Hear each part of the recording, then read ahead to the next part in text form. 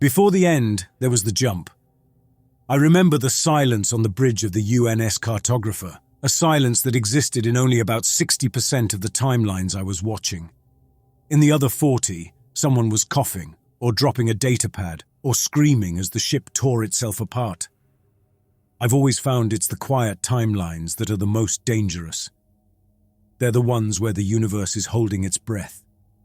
I settled deeper into the navigation chair, the neural crown pressing against my temples.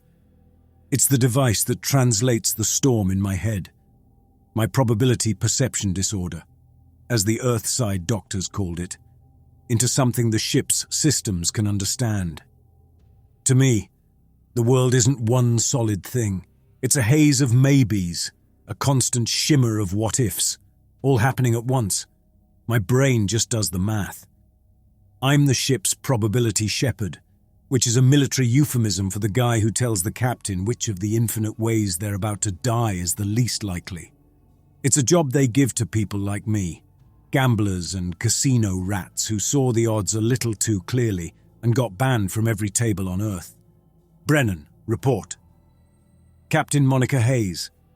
Her voice was an anchor in the storm, a single solid data point in a sea of variables.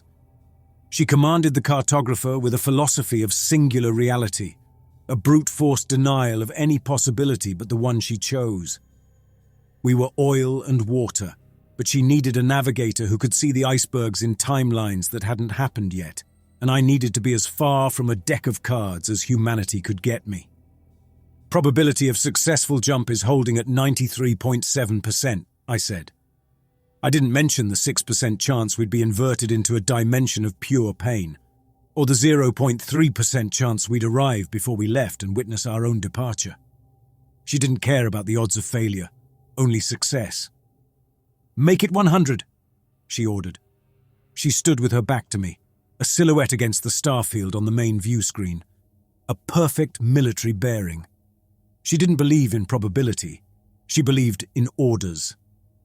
"I just read the numbers, Captain," I murmured, my eyes on the data streaming behind my eyelids. I saw our ship not as one vessel but 17, all overlapping images of success and failure. My job was to steer the solid one through. Across the bridge, Dr. Samuel Mitchell, our paradox engineer, adjusted a sock that didn't match its partner. He was the only person I couldn't get a clear read on. My sight relied on cause and effect, on predictable probabilities. Mitchell was a walking, talking glitch in the universal code, a man who existed despite having retroactively prevented his own birth. He winked at me, an action that had a 100% probability of happening, which was in itself a statistical impossibility. We were about to use the wormhole drive, a piece of Mitchell's tech that didn't move us through space so much as adjust the probability of our location from here to there. We were aiming for the edge of the known universe, the boundary where the laws of physics were supposed to get thin. It was the ultimate gamble. "Final confirmation," Hayes' voice cut through. "All hands, secure for transition." The countdown appeared in my vision, a number overlaid on the chaotic streams of light that represented our future. 10. I saw a version of my daughter Sarah as she was in the 43% of timelines where the leukemia took her. She was smiling. 9. I saw the psychiatric facility where they'd found me, trying to explain to a doctor that his next sentence had a 78% chance of being a lie. He didn't appreciate the heads up. 8. The thrum of the drive deepened. The ship's probability state began to destabilize. The 17 ghost ships flickering into 30, then 50. I gripped the arms of the chair. "Hold the primary timeline steady, Brennan," Hayes said. She felt it too, the universe fighting back against the thing we were about to do. 7, 6, 5. My mind was a flood of pure data. I saw us succeed. I saw us fail. I saw us emerge into a space between spaces, a void that was full of a terrible watching presence. The probability of that last one was so small, a fraction of a percent, a rounding error. I discarded it, focusing on the 93.7. 4, 3. I found the optimal path, the one shining thread of cause and effect that led to a stable exit. It felt like surfing, riding a wave of pure potential. 2. Engaging, I said. 1. The universe outside the view screen stopped. For a nanosecond that stretched into an eternity, there was no space, no time or probability. There was only the ship, a single unthinkable idea held in the mind of the void. Then we were through. A perfect calm descended. The ship was silent, the drive's hum gone. The images in my head collapsed into one. We were solid. We were real. My console showed a 100% probability of mission success. It was a number I had never seen before in my life, a perfect hand. I looked up at the view screen. There were no stars. There was no light. There was just a deep, endless black. We had traveled to the edge of the universe. The problem was we'd gone just a little bit too far. The perfect 100% success lasted for about 15 seconds. Long enough for a collective exhale on the bridge, a few tense smiles. Long enough for someone to say, "We did it." Then the questions began, quiet at first, then insistent, rippling out from the sensor stations. Confirming position. There's nothing to confirm. Long-range scanners show uniform emptiness, no cosmic background radiation. Captain Hayes stood unmoving, studying the absolute black on the view screen. She absorbed the reports without a flicker of expression. In the 61% of timelines where she was about to show fear, her knuckles would be white. In this one, they were relaxed. She was performing certainty. "Maintain position," she said, her voice cutting through the rising murmur. "Run a full diagnostic. I want to know where and when we are." I unstrapped myself from the navigation chair. The neural crown had left a band of cold on my forehead. My internal probabilities were settling, the storm of the jump receding into its usual background haze of overlapping futures. I felt drained, the way a gambler feels after a 17-hour game, win or lose. I walked over to the comm station, where Officer Davies was running a diagnostic on the quantum array, the system that let us talk to Earth instantly across any distance. He shook his head, looking at his screen. "Nothing. It's like trying to call a house that was never built." He caught my eye and grinned, a flash of relief. He was young, barely out of the academy, and this was his first deep space assignment. "Hell of a ride, huh, Brennan? You threaded the needle." He slapped his own shoulder, tapping the mission patch sewn there. "For the star." A single 5-pointed star, stark white against the navy blue of his uniform. And behind it was the ghost of a planet, a small blue marble laced with clouds. I could see both at once, two realities layered over each other, but the planet was fading, losing its solidity, becoming transparent. The star was winning. "They got it wrong," I said. "On the final patch." Davies frowned, his grin vanishing. "What are you talking about?" "The emblem," I insisted, pointing. The final design was a planet, a single blue planet representing Earth, not a star. I sat in the design review. I remember the vote. My own memory felt like a solid object in my mind, a perfect, clear recollection. But I was watching the evidence of it evaporate right in front of me. Davies looked down at his own shoulder as if seeing it for the first time. He ran a finger over the crisp embroidery of the star. "Brennan, it's always been a star. It stands for humanity's reach. Everyone knows that." He gave me a look, the one I always got. The look that said, "Oh, you're that Brennan, the probability theorist, the guy who isn't all there. Maybe in one of your other timelines, huh? In this one, it's a star." "No," I said. This was different from my usual perception. I didn't see two possible emblems. I saw one emblem literally overwriting another, erasing a fact. "It was a planet, I'm telling you." My voice was a little too loud. A few heads turned. The officer at the next station over looked at his own patch, then at me, and shook his head with a pitying smile. The universe was ganging up on me. That's when Captain Hayes turned, her eyes fixing on me from across the bridge. The low-level chatter died instantly. She moved, crossing the deck in a few strides until she stood before me. Her entire focus was a weapon aimed at my head. "Report, Mr. Brennan." "The mission emblem, Captain. It's been altered. It was a planet. I remember it being a planet." She looked at the emblem on my own uniform, then at the one on hers. The UNS Cartographer mission emblem is a single 5-pointed star representing humanity's reach. It has been since its ratification on June 11th, 2301. That is the singular objective reality. She paused, letting the silence press in. "I need my navigator focused on the probabilities ahead of us, not the fantasies inside your head. You are here to observe alternate futures, not invent alternate pasts.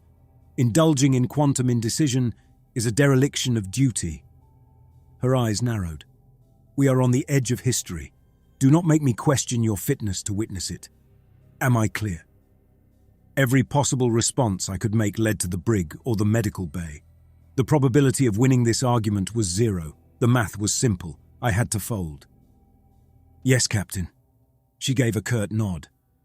To Davies, she said, "Back to your station." Then to the bridge at large. "I want that diagnostic finished 5 minutes ago." As she turned away, she spoke to me one last time. Her voice a murmur meant only for me. "I'm having a note added to your file. Navigator Brennan experiencing minor temporal disorientation post-jump. Monitor for psychosis." She walked away. The threat was clear. My own mind, the very tool that made me essential, was being recategorized as a liability. A bug. I looked down at the star on my sleeve. The blue planet behind it was gone now. Completely. There was only the star. It had always been the star. But I remembered. I remembered the planet as surely as I remembered my own name. The jump had been a success. A perfect 100% success. But we had brought something back with us. Or we'd arrived somewhere it had been waiting. And it had already started rewriting the world, one tiny, forgotten truth at a time. Every head I passed followed me, every whispered conversation a new probability stream, calculating my odds of being sedated by morning. In 40% of them, I was. My sanctuary was 2 decks down, nestled at the exact gravitational center of the ship, the probability core. It was the only place on the cartographer where seeing 17 versions of reality at once was a job requirement, not a symptom. The door slid open into a sphere of darkness, the walls alive with cascading ribbons of light, the raw data of the multiverse translated into something a human mind could just barely withstand. It was chaos, but it was my chaos. It felt like home. I settled into the navigator's chair, the worn material conforming to my back. I lowered the neural crown. The scent of cooling gel filled my nostrils as the 7 processor nodes, the points of contact between my brain and the ship, pressed against my skull. There was a prickle as the interface synced, and the universe opened up. The walls of the core vanished, replaced by an infinite branching web of light. Every thread was a possible future, every junction a choice. My mind, which felt so loud and crowded on the bridge, suddenly felt small and quiet in the face of this. My task was simple. Find the brightest, most stable thread and tell the ship how to follow it. As part of Hayes's diagnostic order, I needed to recalibrate our short-range sensors against a known constant, a celestial baseline. I brought up the targeting system, my thoughts directing the ship's external eyes. The command felt like a simple act of will. I focused on the coordinates for Proxima Centauri. It was supposed to be the easiest job on the ship. Proxima was the lamppost on the corner of our cosmic street. Boring, red, predictable. It had been there for 4 billion years. The probability of it not being there in the next 10 seconds was functionally 0. The coordinates locked. A data window materialized in my vision. A clean, single reality overlay on the storm of maybes. It showed a feed of a small, dim red star. Solid, stable. I initiated the calibration sequence, letting the ship's systems sync with the star's light signature. Everything was normal. I could feel the tension in my shoulders begin to ease. Maybe the emblem thing was just a fluke, a side effect of the jump. And then it happened. One moment, Proxima Centauri was there, a familiar point of light. The next, it wasn't. The space it occupied was now indistinguishable from the perfect, starless black all around it. The data window didn't show an error. It just showed emptiness. A clean, absolute void where a star had just been. For 3.14 seconds, my mind refused to process it. An event with a 0% probability had just occurred. It was like rolling a 7 on a 6-sided die. This was an event in the primary solid reality that everyone shared.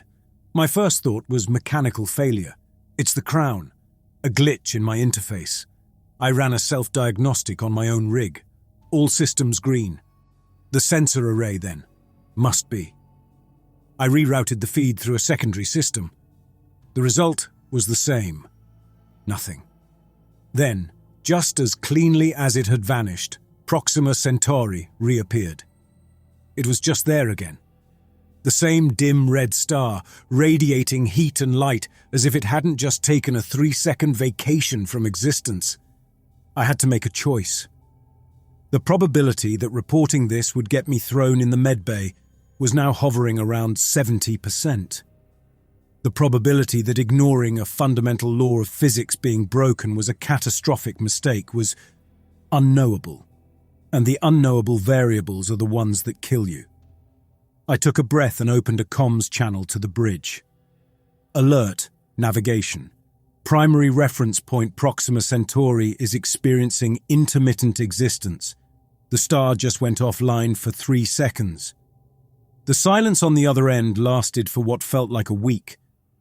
I could see the probability streams branching from my statement. In most of them I could hear laughter. Finally, a voice. Hayes's tactical officer. Navigation bridge. Our long-range sensors are stable. We show no anomalies with Proxima Centauri. Stand by. I waited, watching the feed in my vision. The star remained, mocking me with its placid light. Another voice, a sensor tech from another department. Astrometrics confirms navigation. Proxima is nominal. All historical and real-time data is stable. Then came the voice I was dreading. Captain Hayes. Her tone wasn't broadcast to the whole bridge this time. It was a private channel, piped directly into my ear, as cold and empty as the space outside. Brennan. I closed my eyes. Captain, I saw it. It wasn't a probability reading. It was a primary observation. What you saw, Mr. Brennan, was a data flicker inside your crown, a post-jump anomaly inside your own head. Every other system on this ship and every other officer confirms that you are mistaken. You are reporting hallucinations as facts. That is not a technical problem. That is a medical one. A new probability stream flared into existence, brighter than the others. It showed me being escorted from the core by 2 security officers. Captain, I swear to you, this is your final warning. She cut me off. You will complete your diagnostic using the stable data the rest of us are observing. You will cease these reports immediately. If I hear one more word about flickering stars or changing emblems, you will be permanently removed from duty and confined to the medical bay for the remainder of this mission. I will not have my navigator compromise this command with his fantasies.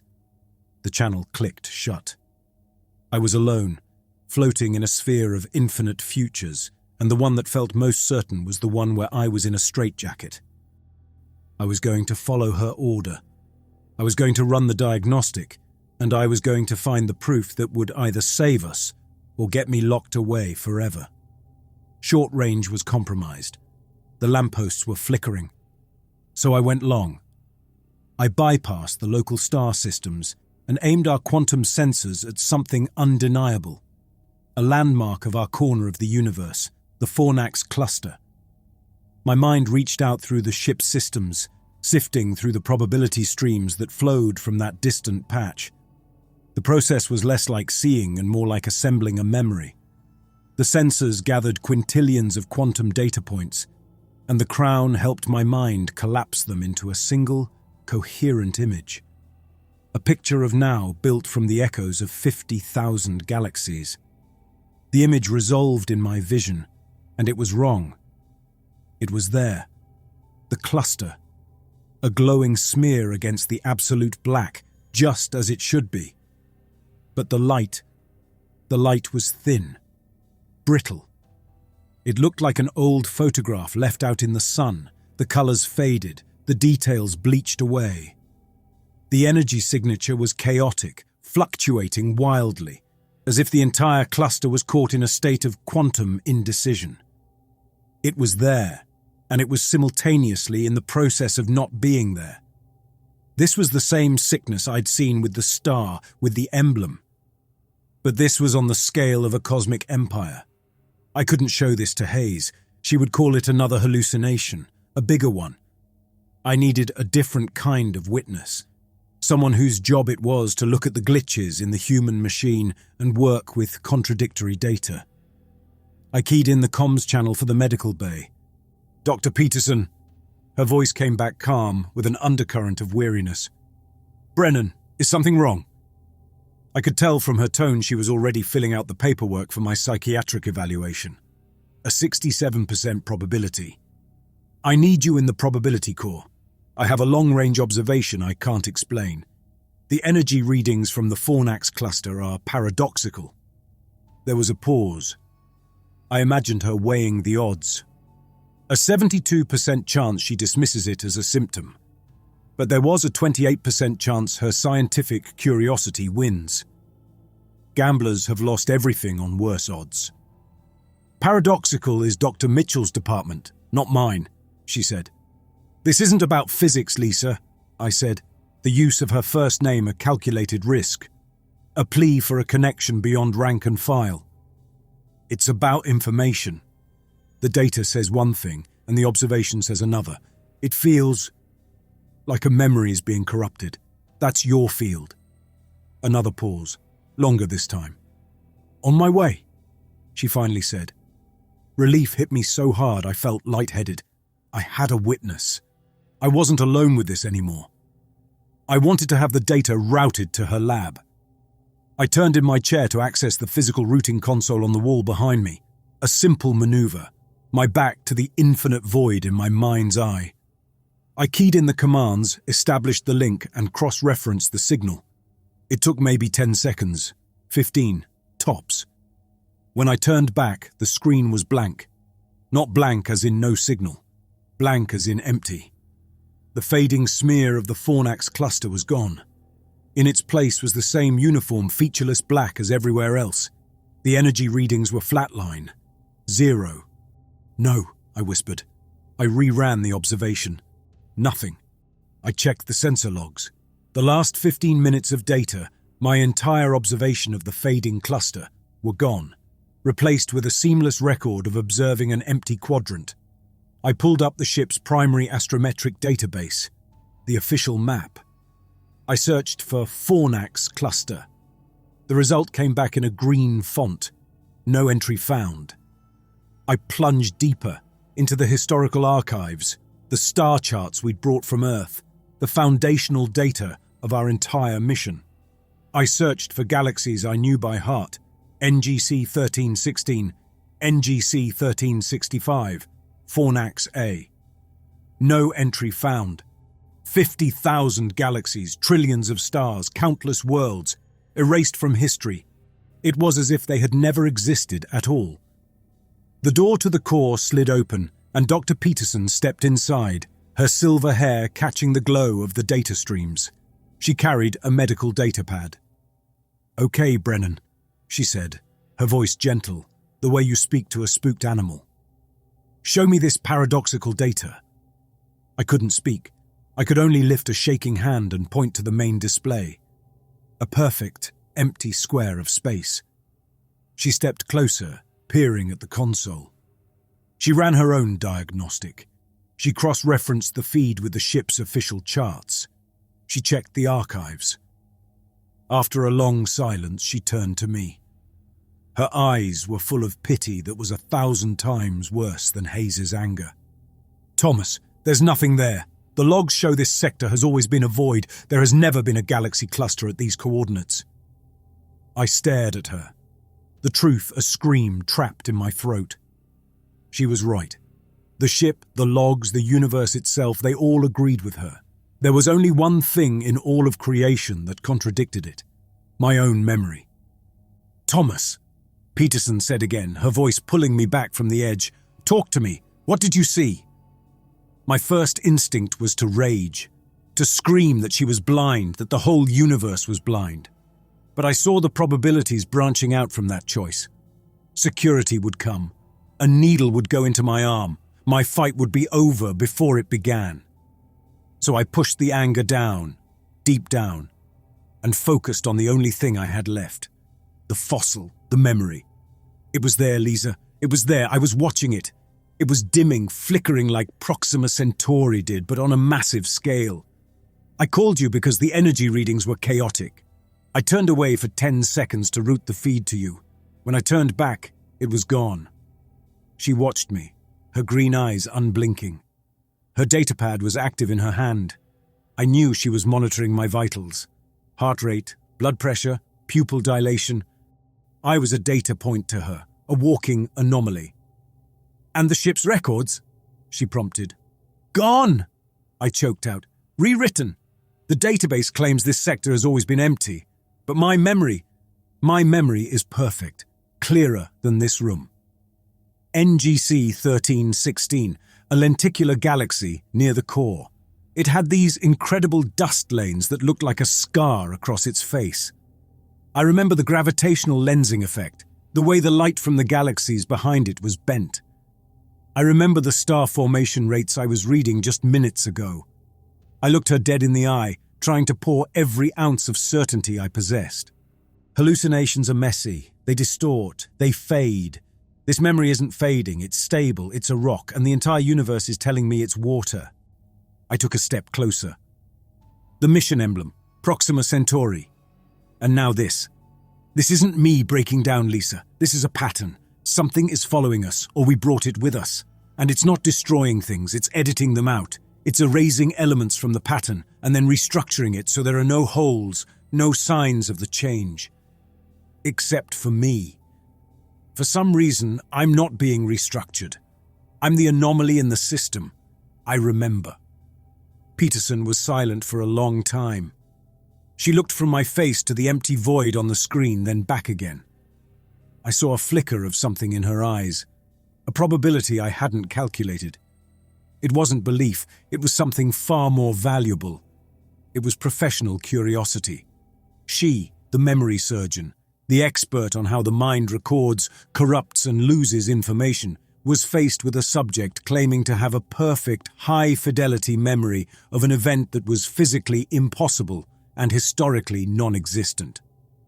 My delusion, if that's what it was, wasn't following the known models for psychosis or temporal disorientation. It was too coherent, too precise. She tapped a few commands into her datapad. "You're right about one thing. It's a pattern, and patterns can be studied." She looked at the empty display again. "You say your observation, your conscious focus, is the trigger. It feels like it. With Proxima, it vanished when I was looking. With Fornax, it vanished when I looked away. Maybe it's not looking. Maybe it's just knowing, thinking about it. A retrocausal informational hazard," she murmured. "A concept that erases its own subject." She went still, her mind clearly working at a speed I could only guess at. Then she turned to me, her decision made. The pity was gone from her eyes. "We need a controlled experiment. We need a target that is unambiguous, stable, and easily observable by a third party. We need to isolate the variable. The variable in this case is you. But I can't be the only observer. If this is real, I need a witness whose authority even the captain can't dismiss. We're going to run a test. We're going to pick a star, and you're going to focus on it. And I'm going to have a full bridge crew watching when you do it."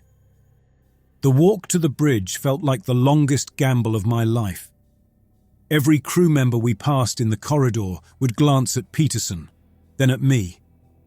The odds of this ending with me in a quiet, padded room were hovering at a clean 83%. 17% odds of being right was a long shot, even for me. I'd taken bets with worse chances, but never with stakes this high. The bridge doors opened. Captain Hayes was at her command station, a rigid pillar of authority in the center of the orderly room. When she saw us, her jaw tightened by a fraction of a millimeter. It was the only sign of her displeasure. "Dr. Peterson, I expected a report on the navigator's condition, not a house call." Peterson met her eyes without flinching. "I am here to conduct a final diagnostic, Captain, one that requires your observation." "My observation? You want to turn my bridge into a theater for one man's psychosis? We are in an uncharted, potentially hostile region of space. I have neither the time nor the inclination for this." "With respect, Captain, that is precisely why we must do this. Navigator Brennan is either experiencing a severe, mission-compromising delusion, or he is the only person on this ship perceiving a new and inexplicable physical law. Either possibility represents a direct threat to this crew. We cannot proceed until we know which it is." Hayes's eyes narrowed, shifting from Peterson to me. I felt like a bug under a microscope. "And how do you propose to test this new physical law?"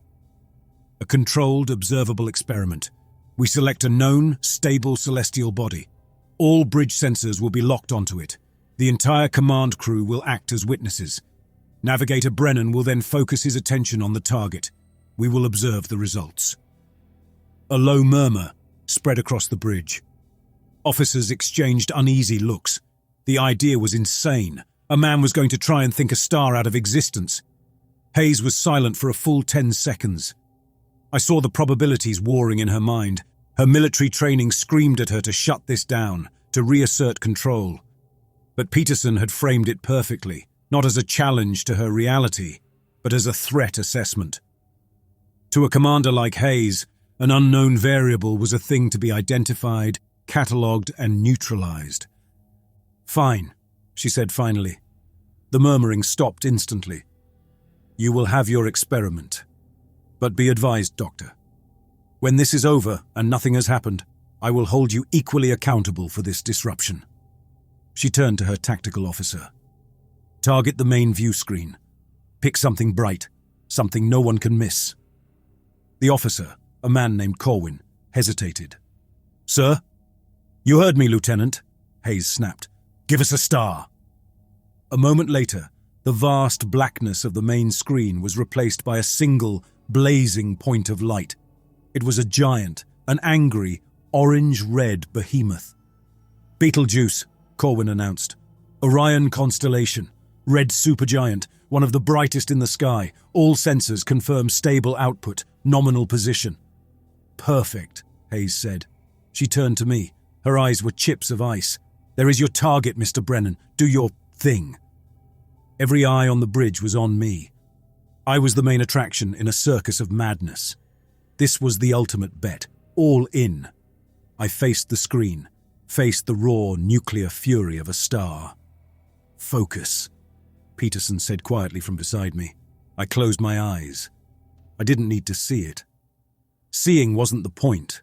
I needed to know it. I reached out with my mind, not with some mystical energy, but with the pure fact of memory. I pulled up everything I knew about Beetlejuice. I saw it as an object, a sphere of incandescent gas 400 million miles wide. I remembered its mass, its spectral type, its position in the Orion arm. I remembered diagrams of its fusion cycles from my academy textbooks. I remembered a girl I once knew who had a tattoo of the constellation on her shoulder. I gathered all of it, the data, the physics, the memories, and I aimed it. I held the concept of Beetlejuice in my mind, held it with a perfect, diamond-hard certainty.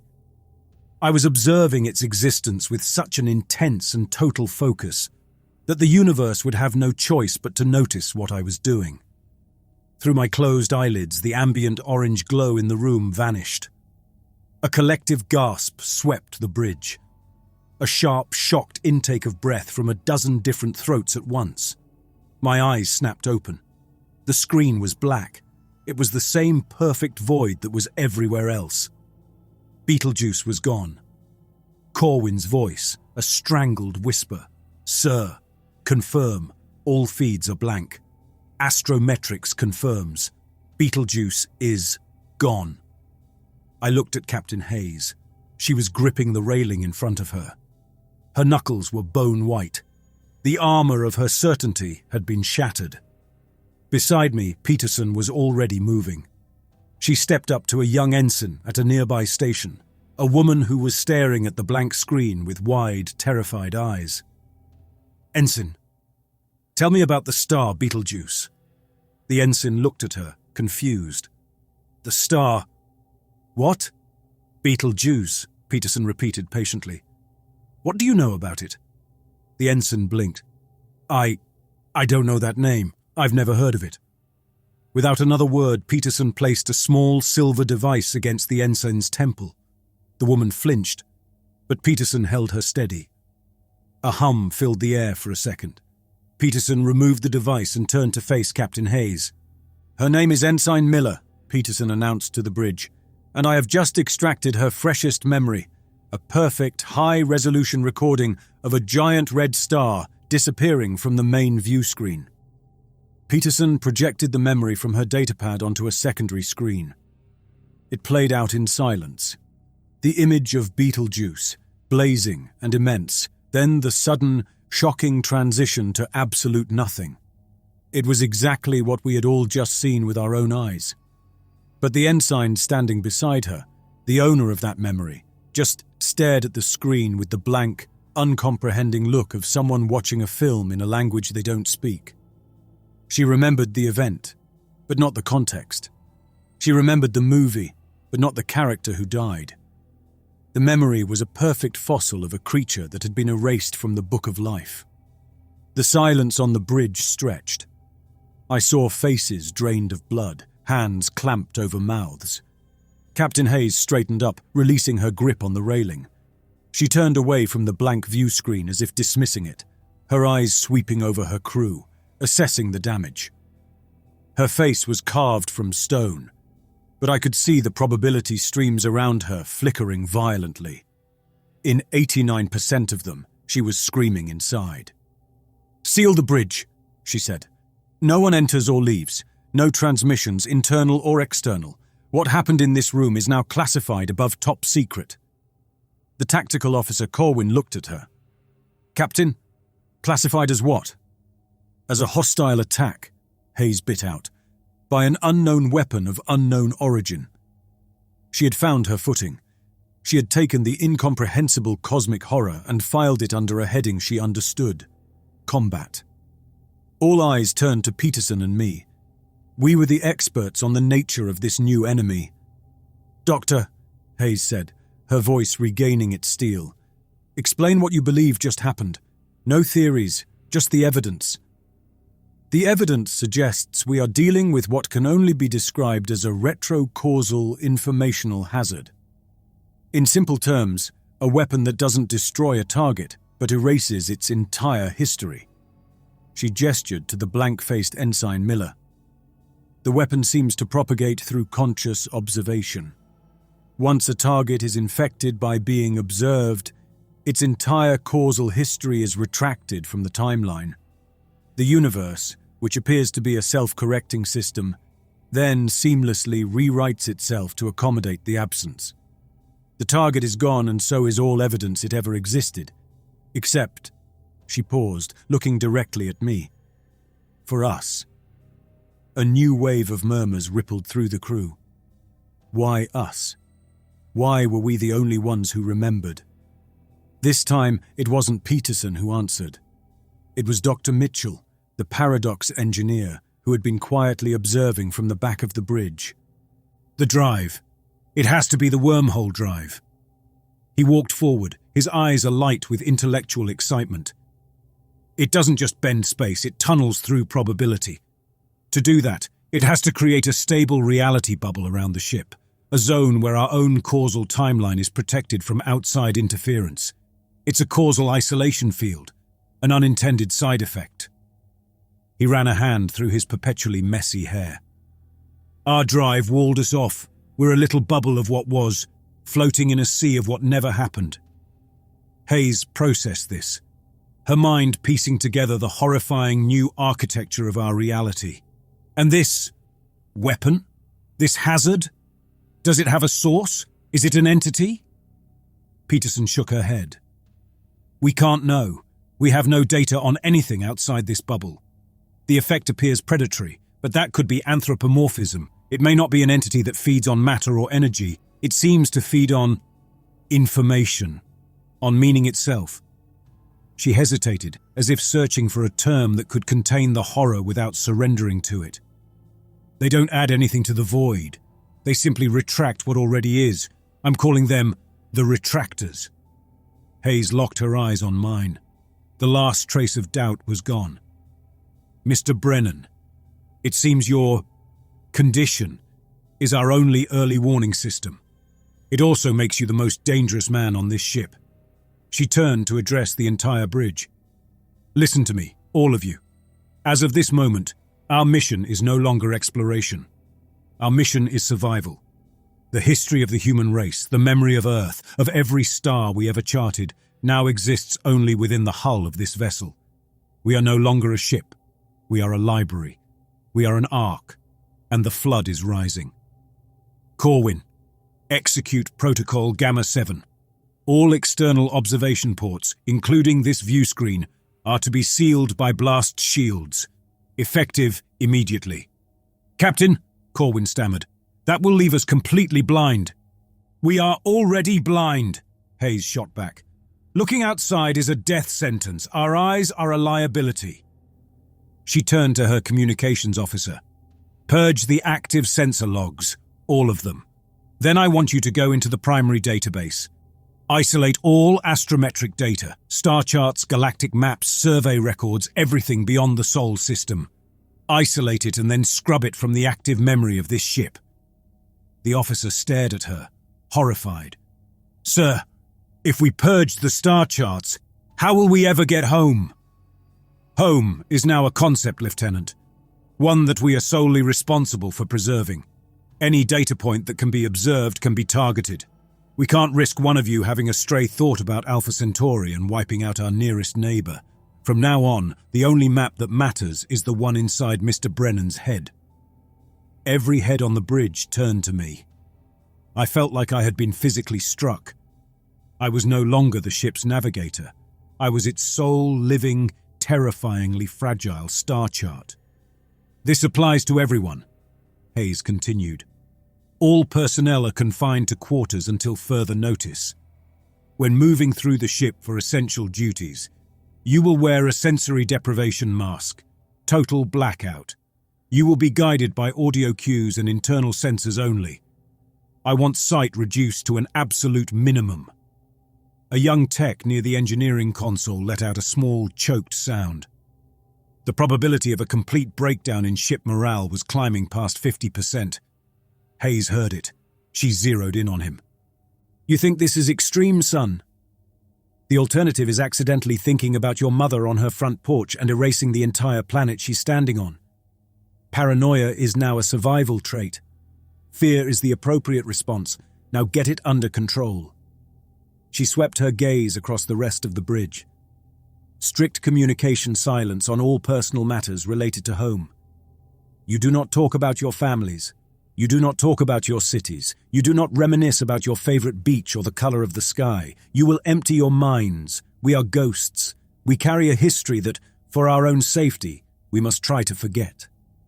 Her orders were a cascade of impossibilities, a manual for a new kind of existence where thought itself was the enemy. We were being ordered to perform psychological surgery on ourselves, to cut out the parts of us that were human, the parts that remembered and loved and longed for home. Finally, she turned to me.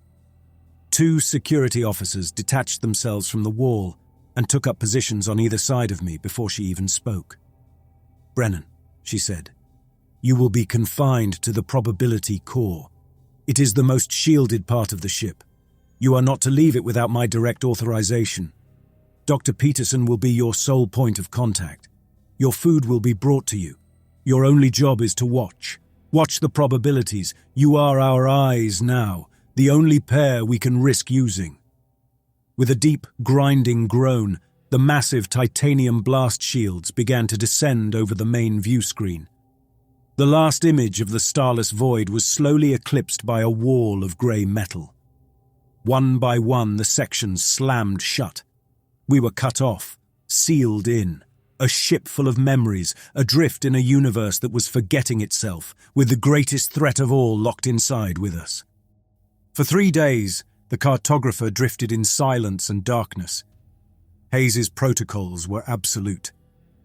We lived like phantoms in a haunted house, gliding through corridors guided only by the synthesized voice of the ship's computer announcing junctions and deck numbers. We wore the blackout masks, thick rubber and plastic. You learned to recognize people by the sound of their breathing, the rhythm of their mag boots on the deck plates. My world shrank to the sphere of the probability core. I was its prisoner and its king. Peterson was the only person I saw. We didn't talk much. The probabilities did the talking for us. I spent my time monitoring what I'd started calling the ship's causal integrity. It was a number I'd pulled from the background noise of the probability drive, a percentage that measured how anchored we were to a single, stable timeline. When we first jumped, it was 99.9%. After Beetlejuice vanished, it dropped to 94%. In the last 3 days of lockdown, it had begun to bleed away, point by point. We were slowly dissolving. On the 4th day, a Priority 1 alert came from Peterson. "Thomas, I need you in the Paradox workshop." "What is it?" I asked. The causal integrity number on my screen flickered and dropped another full point, 90.4%. "It's Mitchell," she said, and the line went dead. I ripped the neural crown off my head and ran. The corridors were dark, the automated voice calling out my position as I sprinted past. "Deck 7, Section Gamma. Deck 7, Section Delta." I fumbled with my mask, tearing it from my face. I'd take the risk. I needed to see. The door to the workshop was open. Peterson was standing just inside, her back to me, her medical datapad held in a white-knuckled grip. Mitchell's workshop was always a glorious, chaotic mess of devices and half-finished paradoxes. Now it was clean, tidy. Every tool was in its place, every surface polished. It was the tidiness of a room that was no longer in use. Mitchell was there. He was sitting on a stool at his primary workbench, his back to us. He was holding a single quantum spanner, polishing its smooth chrome surface with a clean rag. Back and forth, a simple, repetitive, meaningless motion. "Sam," Peterson said. He didn't turn. His hands continued their rhythmic work. I stepped around the workbench to face him. His mismatched eyes, one blue, one green, were open and clear. They just weren't focused on anything. They were looking at the spanner, but they weren't seeing it. There was no spark of genius, no manic energy, nothing. The lights were on, but the house was empty. "Mitchell, it's Thomas." He stopped polishing. He slowly raised his head and looked at me. There was no recognition, just a blank, placid waiting. It was like looking at a synthetic. "What is your name?" I asked. His response was immediate, his voice a toneless monosyllable. "I do not have that information." Peterson held her datapad up, showing me the screen. It was a real-time neural scan of his brain. The lower functions, motor control, autonomic systems, were a steady green. But the parts of the brain that housed memory, personality, higher reasoning, they were black. A perfect, silent void. "It's not amnesia," she whispered. "Amnesia is a locked room. This is an empty lot. Everything that made him Samuel Mitchell, his knowledge, his personality, his memories of a childhood that never happened, it's all gone, wiped clean." "But how? The lockdown was perfect. The shields are up. He hasn't seen anything." "It wasn't external," Peterson said, her eyes on Mitchell's blank face. "This breach wasn't through the eyes. It was through the mind." She took a shaky breath. Mitchell was the smartest man on the ship, the only one who could truly comprehend a paradox. What do you think he's been doing for the last 3 days, locked in here alone? He was thinking. He was thinking about the problem, she confirmed. He was turning his own existence over and over in his mind, analyzing his paradoxical nature, trying to weaponize it. He was thinking about himself, and that's how they got in. Self-reflection. The simple human act of being aware of your own consciousness. That was the open door. I looked at Mitchell, who had returned to his polishing, back and forth. The most brilliant mind of our generation, a man who existed outside the rules of reality, had been unwritten by a thought. The sensory lockdown was a joke. The blast shields were useless theatre. We had sealed ourselves in a tomb, but the grave robbers were already inside. They were inside our skulls, waiting for us to think, to remember, to simply be ourselves. The walk back from Mitchell's workshop was a walk through a dying mind. The ship itself was coming apart at the seams. A corridor would flicker, and for a half-second I would see it, as it was an hour ago, littered with the discarded ration packs from a shift change that had already happened. The deck plates beneath my feet were solid. Then for a step they felt like nothing at all, a void I had to force myself to trust. We were in a feedback loop. Our own awareness was the weapon, and now that we were all acutely aware, the effect was accelerating. The causal integrity was in freefall, 78%. When we reached the bridge, Captain Hayes stood at the center of the chaos, issuing orders that no longer connected with reality. "Report!" She was yelling at a terrified engineering tech. "The breach is in Section Beta, sir. The bulkhead won't seal," the tech reported. "It's not a hole, it's a disagreement. The ship thinks the corridor is there and not there at the same time." On a secondary screen, I saw the camera feed from the corridor. It was a nightmare of visual static, a colorless wound in the air. The edges of the corridor frayed, bits of metal and conduit flaking off into the non-space, ceasing to be. It was pulling the ship apart, one contradictory idea at a time. "We can't fix it," Peterson said. "You can't weld a paradox shut." She turned to Hayes. "Captain, our conventional solutions are useless. There's only one person who built systems to operate in this kind of environment." Hayes's eyes shot to Mitchell, who we had guided to a vacant console. He was staring at his own hands, fascinated, as if discovering them for the first time. "He's a child," Hayes spat. "But his tools are still here," Peterson insisted. She was already at Mitchell's side, her medical kit open. She pulled out a modified neural interface, a smaller, more aggressive-looking version of my own crown. "His paradox engines, his drive, they're still viable. We just need the key." She looked at Hayes, her eyes pleading. "Let me try something." Hayes stared at the spreading wound on the view screen, then at the shell of the man who was once her only hope. The probability of our hull collapsing in the next 10 minutes climbed to 60%. She gave a single, sharp nod. Peterson didn't waste a second. She placed the neural interface on Mitchell's head. "I can't restore his memory," she explained, "but I might be able to create a bootstrap loop. Use the unique paradoxical signature of his own existence as a key to reboot his procedural knowledge. His skills, not his soul." She activated the device. Mitchell's body went rigid, his back arching, his mismatched eyes rolled back in his head. For a moment I saw a dozen ghost versions of him flicker around the chair, echoes of timelines where this procedure killed him, or worse. Then he went still. He lowered his head and looked at Peterson. "Query," he said. "State desired outcome." It worked. Or a part of it did. Peterson let out a breath she'd been holding for a lifetime.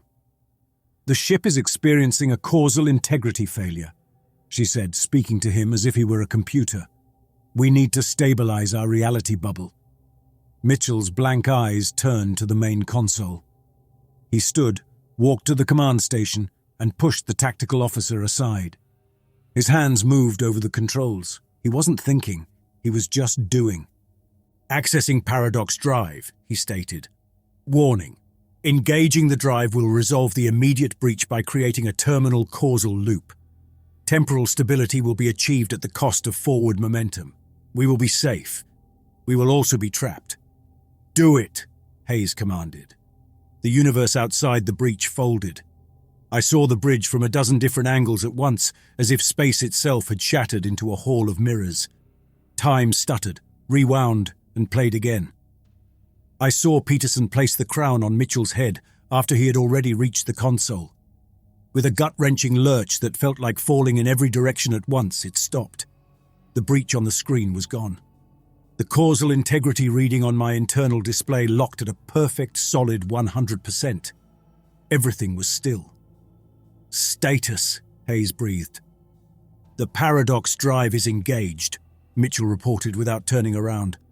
"Local timeline is now a closed loop. We are stable. We are isolated. We are no longer moving through space-time. We are here. Safe and trapped. We were now a ship in a bottle, and the bottle was adrift in an ocean of nothing." Hayes stared at the stable, unchanging readouts. She had secured her ship, but she had lost the war.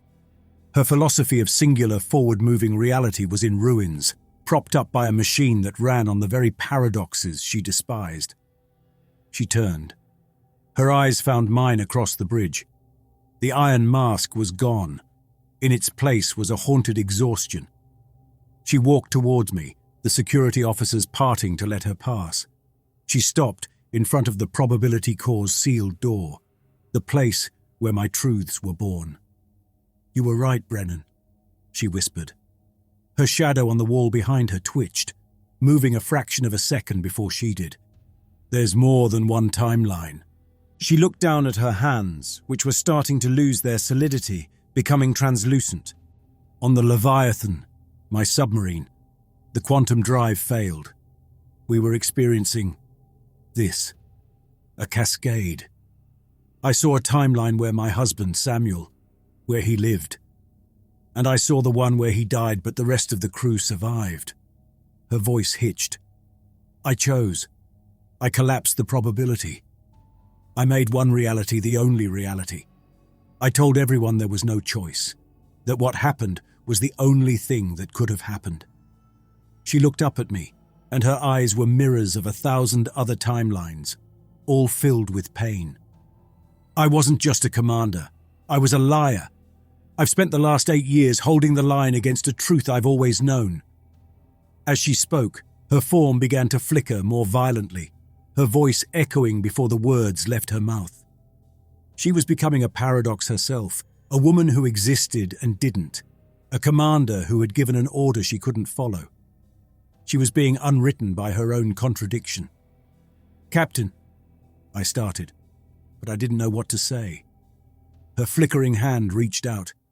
"The only timeline that matters," she gasped, her form becoming more void than woman, "is the one you can live with." And then she was gone. One moment, a captain confessing her soul. The next, a shimmering column of visual static in the shape of a woman, a hole in the air. The captain of the UNS cartographer was gone, and one of them was standing in her place. The thing that wore Captain Hayes's uniform stood there, a shimmering wound in the shape of a woman, radiating a silence that was louder than any scream. The air around it warped, colors bleeding away into grayscale. The 2 security officers reacted on pure instinct. They raised their plasma rifles. 2 lances of brilliant blue energy shot from their weapons and hit the Hayes thing dead center. They didn't splash or sizzle. They simply vanished into the static, swallowed without a trace. The thing didn't even shudder. It was like trying to shoot a hole in a shadow.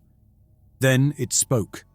The voice was 100 versions of Monica Hayes, all speaking at once, some from a second ago, some from years in the past.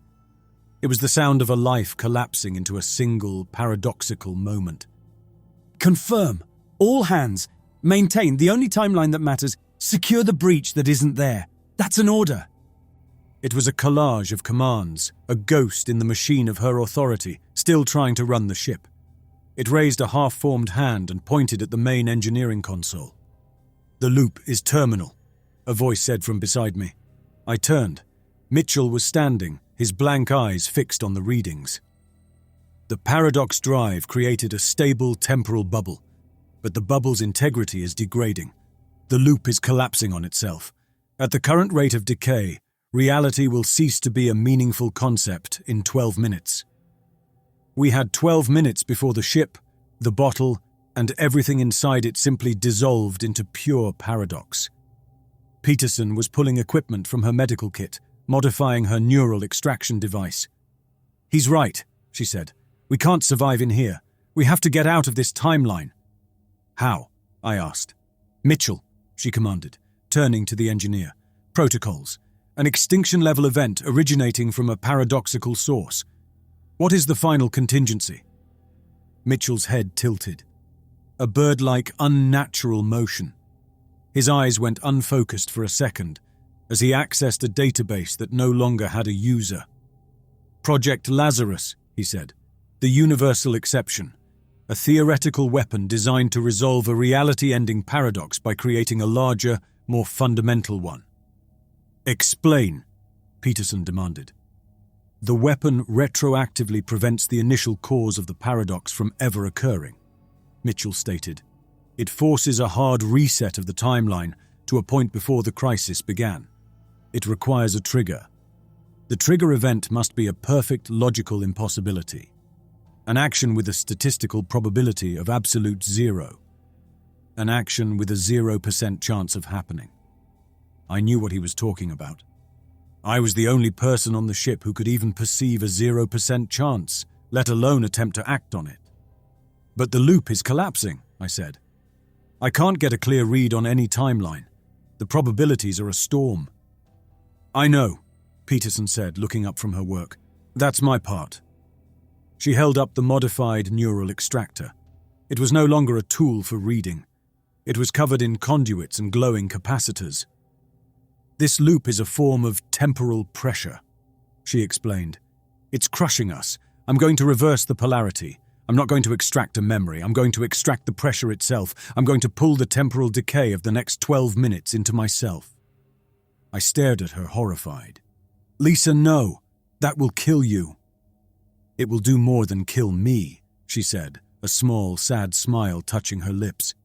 "It will erase me so completely I won't have ever been born. But it will buy you a few seconds. A single, perfect, stable moment where the probabilities are clear. A moment where you can place your bet." She turned her back to me and faced the chaos of the bridge. "Get him to the core," she said to the two stunned security officers. "Get him in the chair." They grabbed my arms and began dragging me towards the sealed door of the probability core. I struggled, my eyes locked on Peterson. She was walking toward the center of the bridge, toward the void that had been her captain. "Lisa!" I shouted. She paused and looked back at me, just once. "You remember it all, Thomas," she said. "Remember it for me." Then she turned and activated the device. A silent scream of pure light erupted from the extractor. Peterson's body was silhouetted against an expanding sphere of temporal energy. The stuttering lights on the bridge steadied. The echoing voices fell silent. The shimmering decay of the bulkheads solidified. She was pulling all the chaos, all the paradoxes, all the unraveling time into herself. She was becoming a lightning rod for the apocalypse. The security officers shoved me through the door into the core and slammed it shut behind me. I scrambled into the navigation chair, lowering the crown onto my head. The world of probabilities opened up, and just as she'd promised, it was clear. The storm was gone. I saw every timeline, every branching path, with a perfect clarity, and they all ended in fire. In static, in void, every single one. There was no path to survival. Then a voice echoed in my head. It was the haze thing, speaking from the other side of the door, its paradoxical command imprinting itself on my mind. "Navigate us to the timeline where we won." An impossible order, the ultimate zero probability event. I looked at the infinite threads of failure and I understood. Mitchell's weapon, Peterson's sacrifice, Hayes's final insane command. It wasn't a map. It was a recipe. I had to choose what couldn't be chosen. I let go of every gambling instinct I'd ever had, every urge to play the odds and find the winning hand. The only way to win was to fold the entire game. I focused my mind, my will, my entire consciousness. I looked past the trillions of failing timelines. I aimed my perception at the one thing that wasn't there, the single, impossible, non-existent outcome. A timeline where the wormhole drive failed on the launch pad, where the cartographer never left orbit, where humanity never poked a stick at the void and angered what lived within. A timeline where we lost the mission to save ourselves. I chose zero. I bet everything on the hand that was never dealt. I plunged my consciousness into the void of that choice. I felt the universe resist. It was an engine running on logic, and I had just fed it a command to divide by zero. Then, through the crown, I felt Mitchell's universal exception trigger, and everything went white. The air tasted of cheap whiskey. The felt on the poker table was worn slick and the chips in my hand were smooth. I wasn't seeing the future. I was just doing the math. The man across from me, a tourist in a loud shirt, had a 63% chance of bluffing. His left eye twitched every time he was holding a bad hand. It was twitching now. The dealer, a woman with tired eyes and a name tag that read Maria, cleared her throat. "Bets to you, sir." I looked at my cards. A pair of sevens. Not a winning hand, not even a promising one. The pot was big, though, big enough to matter. The tourist had pushed all his chips to the center of the table, all in. I was about to fold. It was the smart play, the logical bet based on the odds. But as I reached for my cards, my thumb brushed against the top chip in my stack. It had a single 5-pointed star embossed on its surface. My hand froze over the table. The noise of the casino, the clatter of chips, the endless cheerful chiming of the slot machines, the low murmur of the crowd, faded away to a distant hum. A weight settled in my chest, a sudden crushing grief for something I couldn't name. It felt inherited. A phantom limb of a memory. Hayes. The name appeared in my mind. A sound without a face. Peterson. Mitchell. More names. Echoes in an empty room. I saw a flash of a woman with silver hair, a man with mismatched socks, a captain standing on the bridge of a ship that had never been built. I felt the burden of a debt for a game I'd never played. The loss was so profound, it felt like a hole had been torn through my soul, a void where an entire universe of experience was supposed to be. "Sir," the dealer's voice cut through the haze. "Call or fold?" I shook my head, the feeling receding. The casino noises rushed back in. The tourist was still staring at me, his eye twitching. The odds hadn't changed. It was still a bad bet, but something had changed inside me. The logic was the same, but the choice felt different. I thought of the name. Hayes.